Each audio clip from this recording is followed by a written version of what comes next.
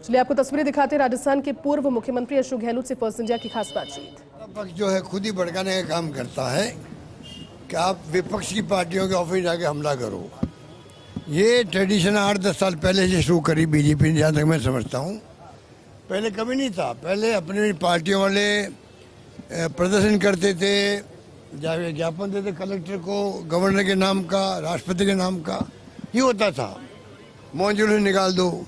पर ये हरकतें बीजेपी, क्योंकि उनका विश्वास हिंसा में है, हिंसक तरीके से उन्होंने ये अप्रोच रखी है। उसी ढंग से इन्होंने कॉल दिया कि आप जाके कांग्रेस दफ्तर में हमला करो। अहमदाबाद में 2 साल पहले किया इन्होंने, बहुत बुरी तरह से किया था, पथराव किया था वहाँ पर। तो ये इनका विश्वास तो डेमोक्रेसी में है नहीं। यही तो हमारी शिकायत इनसे है। हिंसा में इनका विश्वास है, हमारा विश्वास हिंसा में है नहीं। अब जब उन्होंने कॉल दिया है तो उसको काउंटर करने के लिए तो मैसेज देना पड़ता है, भाई हम आपसे कम नहीं हैं। इतना ही फर्क है कि तुम हिंसक लोग हो और हम अहिंसा में विश्वास करते हैं।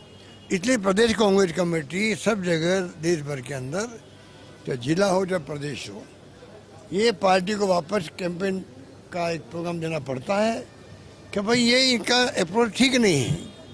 ये इनको खुद को समझना चाहिए। सत्ता में वो लोग हैं, हमला करें हमारा ऑफिस के अंदर, क्या तरीका हुआ इनका। सर, नेता विपक्ष को ब्रूटली सड़कों पर घेसा गया है, उसके राइट्स होते हैं गहलोत के। पूरे देश में निंदा हो रही है उसकी, क्योंकि जब कल रात से ही आने लगे थे विजुअल, आज अखबारों में फोटोग्राफ भी आई हैं, जिस रूप में राहुल गांधी जी को घेर करके पटक करके जो हरकत की गई है ना, पूरे देश में बहुत बड़ी निंदा हो रही इनकी।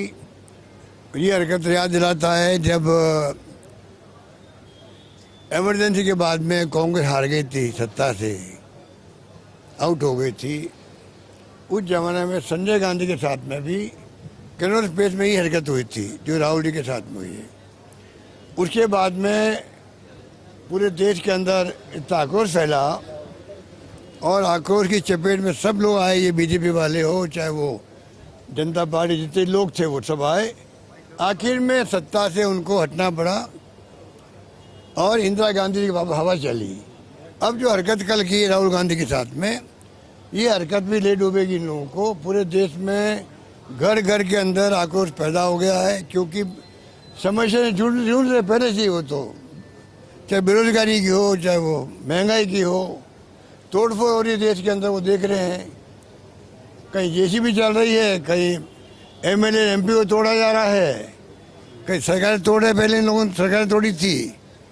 तो चारों ओर जो डेमोक्रेसी को खत्म करे, इलेक्शन कमीशन इनके कब्जे में है। एसआईआर के नाम पे लाखों वोट कट गए और कहा अगली बार दे देंगे वोट। ये बात